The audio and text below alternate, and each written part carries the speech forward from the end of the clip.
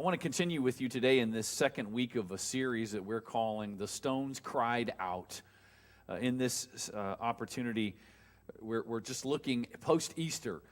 You go through the stories of the Easter experience, right? We read about the Palm Sunday as Jesus rode triumphantly into Jerusalem, and we read the stories of the Holy Week, the Passion story of his breaking the bread with his disciples and drinking of the cup at the Passover, and then all of the arrest and trial and persecution, ultimately crucifixion and death upon the cross, and gloriously the resurrection on Easter. But then it seems in some ways like we just sort of settle back in and get back to our routines, and life goes on after that. But we want to challenge us this year in this season of Eastertide as we still live in the shadows, but more than that, as we live in the light of the revealed Christ and the resurrected Christ, that we can live into that call then to be the light of the world, to be those stones that cry out the proclamation that God loved us so much that he gave us his son Jesus. And so we're reading through 1 Peter, and we're learning what it is to be a disciple, to walk then together as those who follow the resurrected Christ. In the summer of 1998, after a week-long mission trip that I took the youth group from the church that I was serving at that time, we went after that trip on a whitewater rafting expedition. Oh, I loved it. It was awesome. Anybody here ever been whitewater rafting? Yeah, we've got some few adventurous folks. That's awesome. We went to a place that is called the Ocoee Whitewater Center. It was created after the 1996 Summer Olympics in Atlanta, Georgia. The course, I find this kind of fascinating. The course is only watered on the weekends throughout the summer. In other words, they can turn the water on and off, basically. What they do is just redirect some of the river into this course that they designed specifically for the whitewater competition for the Olympics. And 750 people or more a day would go through every weekend through the summer in these courses. I love whitewater rafting. It was exhilarating, it was frightening, it was wet, it was a lot of fun. It made me think, as I was pondering this in preparation for my sermon, about another old thing that happened with me. It's an old movie, and when I stopped and I thought about it, I realized, wow, it is really an old movie. It's 30 years old. 1989, this movie came out, and it was titled Parenthood.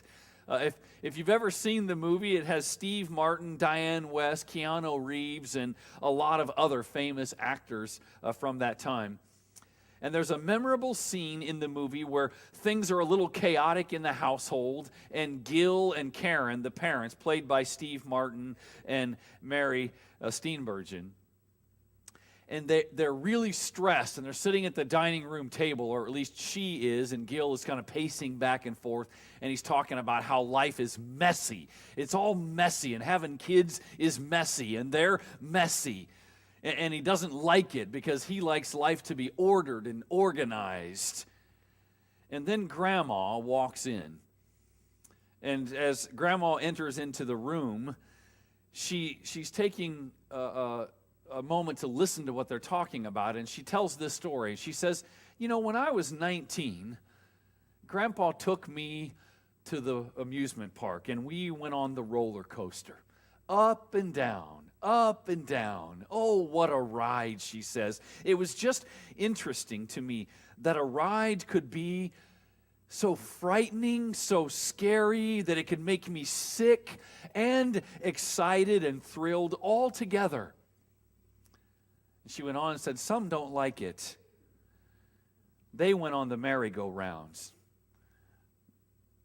They just go around and around. Nothing. She says, I like the roller coaster. You get more out of it. Becky, spouse Becky, and I have always remembered that scene. Every once in a while, we'll look at one another when things are a little chaotic in life and say to each other, we like the roller coaster. It's a good reminder that life is a wild ride. But it's more exciting that way, at least in my estimation.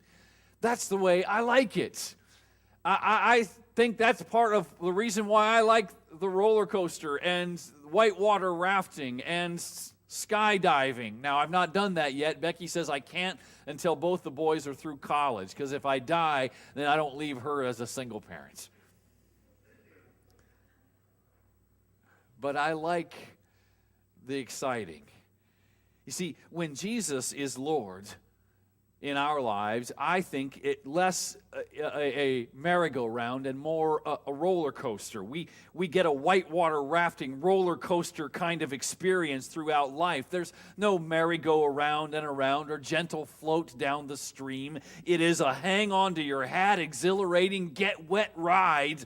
It is a lot of ups and downs on the roller coaster, but Jesus offers to us in the midst of all of that life substance, not lifestyle. See, we are ransomed from futility, 1 Peter writes this morning.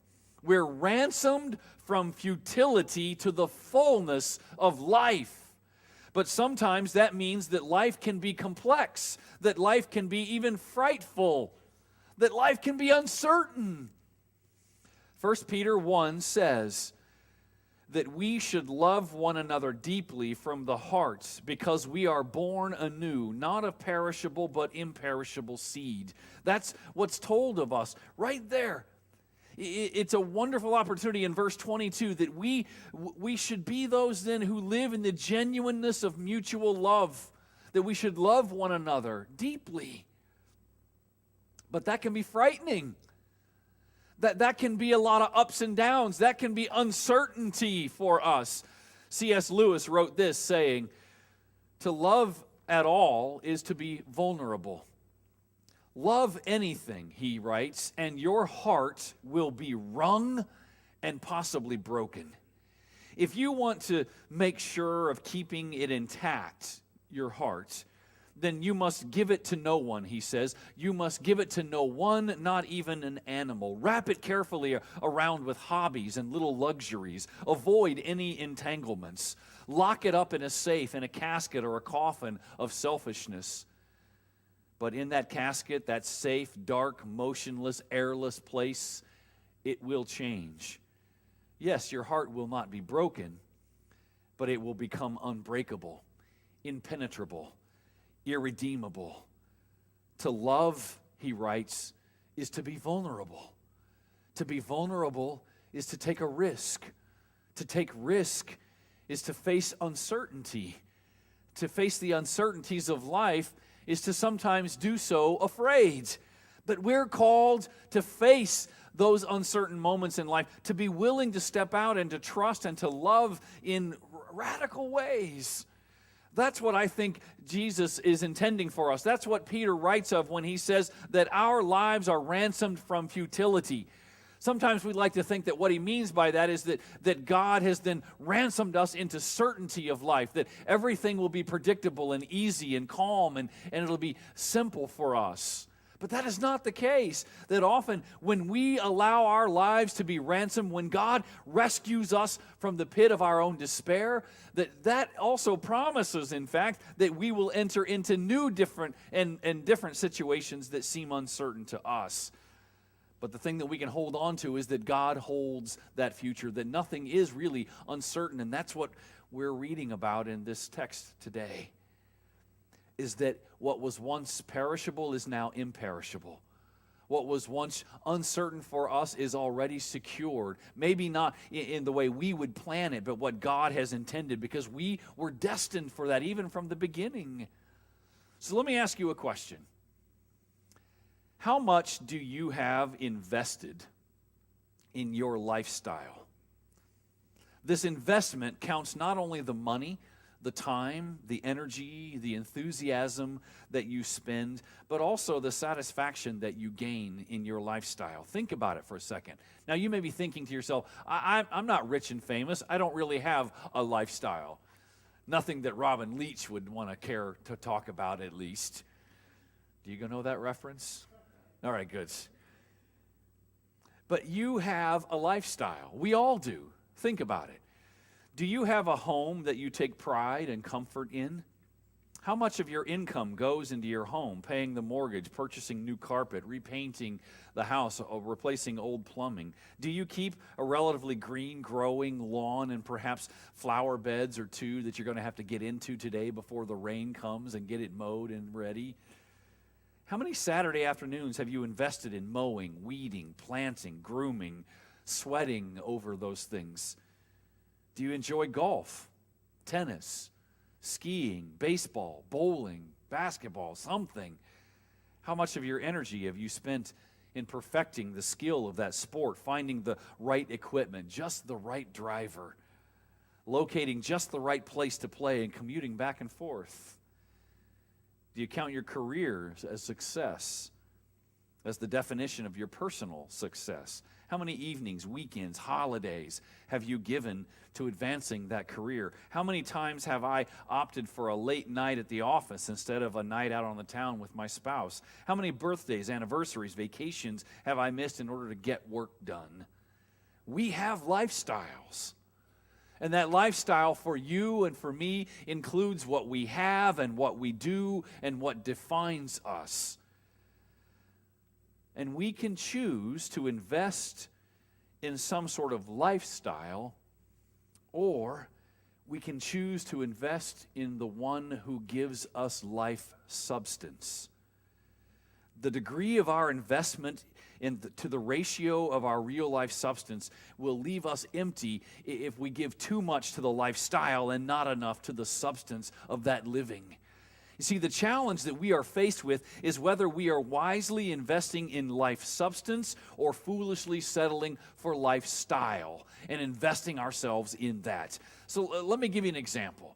Have you ever heard of something called Coachella? Oh, Vince has. I hadn't for a long time. I'd heard a little bit about it, but I didn't really know much about it. Coachella is a music and arts festival that happens every April. It's been happening since 2001, and it happens at Empire Polo Club in Indio, California. It's in the Coachella Valley of the Colorado deserts of California. That's why they call it Coachella. And if you haven't heard about it, it's because you're not cool. See, there's 250,000 people, 250,000 people who turn out for this event over 2 consecutive weekends in mid to late April. Everybody who is anybody wants to be at Coachella and wants to be seen there. So I guess if you haven't been, you're nobody. This year, just a few weeks ago, Coachella happened over Easter weekend. And Kanye West led the Easter worship service there. And while he was there, or if you were there worshiping with Kanye and the other worshipers at Coachella, you could have also picked up some of your Easter swag. You could have gotten your socks that say church socks on them for $50. And you could have gotten a sweatshirt that says Holy Spirit for $250 that is now reselling on eBay for $499. Why? Because it's lifestyle. It's what's hip. It's what's important. It's what's cool. You see, that's life substance. Life substance has a price, and the price is paid by us. But life situation, or rather life substance, is what Christ has paid for us by living as a living sacrifice for our lives. You see, we are those who are called to have a life. And a life with Christ is not a lifestyle, but it is about a substance of our lives. It gives to us meaning and value and purpose. And that's, I think, what Peter is writing about here when he reminds those who are in exile, look, don't lose hope. Hold on to those things that are really hard to grasp right now, and that is that you are an heir of God's salvation, that you are one who has been given something that cannot perish, that cannot be taken away, that cannot be robbed or stolen from you or sold on eBay. It is something that has been given as a gift to you and me and is in our hearts and guides us in life. We're called to live into that substance of life, not to try to live the lifestyle of it. Rachel Held Evans, who is a best-selling author and a strong voice of Christianity, died yesterday at 37 years old at a hospital in Nashville, Tennessee.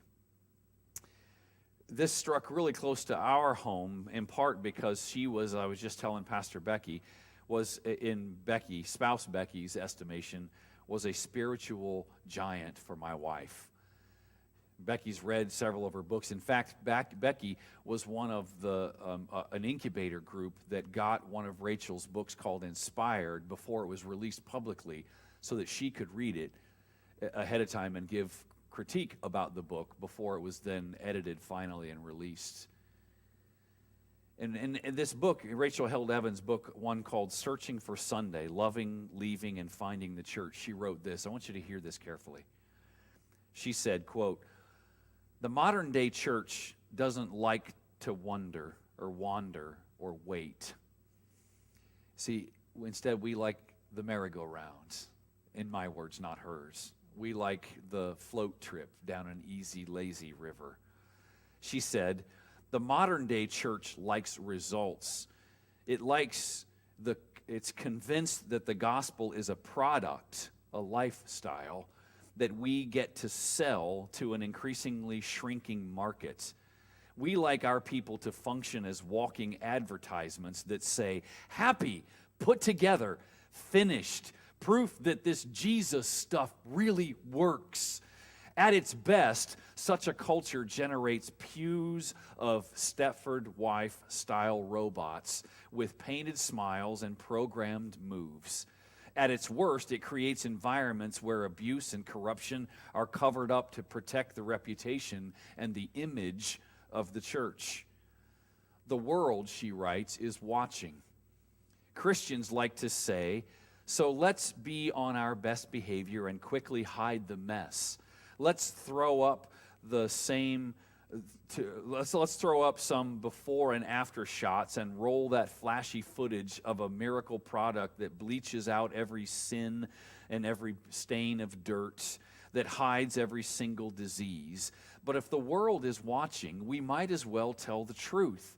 And the truth is this, that the church doesn't offer a cure. It doesn't offer a quick fix. The church offers death and resurrection. The church offers the messy, inconvenient, gut-wrenching, never-ending work of healing and reconciliation. The church offers grace, and anything else that we try to peddle is snake oil. It's not the real thing." And I love those words of Rachel's, and they're so important right now when we stand in the shadow of her death. At 37, it wasn't supposed to happen that way. We had to mark 3 passings this last week in our own community. Inez Vitale, Dean Castleman, and Shirley Green. And they're all hard. They were all painful. And I got to thinking about it as I was preparing this message. And 2 of those deaths in particular, Dean's and Shirley's. And although they were both hard, and Lita will grieve deeply for a long time, as will all Patty and all of Shirley's family as well. In some ways, in my thinking, Shirley's seemed to hit me so much harder when the news of it came. And here's why. Because it was so unexpected. Dean has had a full life, and Shirley did as well. Dean's journey was beginning to come to its twilight, and we, as Pastor Becky and I would visit with him, could see that when we would gather at his bedside. The expected was foreseen. For Shirley, it didn't seem that way. They were preparing her room over at the colony, getting ready to move her furniture, and she was looking forward to continuing to live in the fullness. And the same is true with Rachel Held Evans. So young, so full of life. And isn't that true for us? We look at life, and when we see someone who dies and is young and in the prime of their life, in the fullness of it, it seems so uncertain and so unfair. It seems to be so futile. But that's not the reality of it. That's not what Peter says to us. We don't live into the futility of life. Futility is not about longevity or about the short brevity of life. The fullness of life doesn't come and is not defined by how much of it we have, or how much we possess, or how nice a house we live in, or whatever else it is that is our lifestyle. But the fullness of life, not the futility of it, is defined by how much of God's grace we experience and share in the midst of our living. We are ransomed from futility. That doesn't mean that we are rescued from failures or delivered from disappointment. We are ransomed from utility, and it means that we experience, yes, the messiness of life, but that messiness has meaning because of all that shapes us in the character of Christ. So even when we have to stand at the open graves of Dean and Shirley and Inez and all those others that we have lost, we can look into those moments of darkness, not with futility, but with certainty that life is full because Christ has made it so, and that they did not die into emptiness of death, but instead they were raised into the fullness of new life through Christ. 2 Corinthians 4, 8 through 12 says this: we are afflicted in every way, but we're not crushed. We are perplexed, but we are not driven to despair. We are persecuted, but we are not forsaken. We are struck down, but we are not destroyed. We are always carrying in this body the death of Jesus, so that the life of Christ may also be made visible in our bodies. For while we are alive, we are always being given over to death for Christ's sake, so the life of Jesus may be made visible in our flesh. So death is at work in us, but so is life. That's the promise, that life is not futile. And I can guarantee you that the best manicured lawn and the prettiest house and the best golf swing will never give that to us, but Christ will. So I close with this. Some advice that came from the expert guides of my whitewater rafting experience. They gave us this advice when we were shooting the rapids. They called them the 5 rules of whitewater rafting. And they offer some advice for us. The first one was this: go with the flow and don't be addled. What they meant by that is allow yourself that the temptation was to find the places where the water was calm and to paddle over to those calm places so you could catch your breath. But if you did that, you would often get caught in what was called an eddy. That's where the water is actually caught in a backflow and begins to circulate and creates a whirlpool. And if you get addled in that spot, then you experience then the emptiness, or what I would call the empty, where you get stuck and you're just kind of spinning around and you go nowhere. Stay in the current even though you get nervous. Stay in the flow and let the flow of God's grace take you where it will. And sometimes it may take you to a place where you're afraid and where you're seeing the uncertainty of life and you don't know all of the answers. But trust God in those places. Second, lean into the rocks. The temptation was also to paddle away from the big rocks when you see them. But they told us that those obstacles, if you tried to get away from them, often you'd get pushed into them anyway and then get stuck or hung up on them. Go right into them, and then you'll a lot of times bounce right off, and the water will continue to carry you down the river, and that's what you want.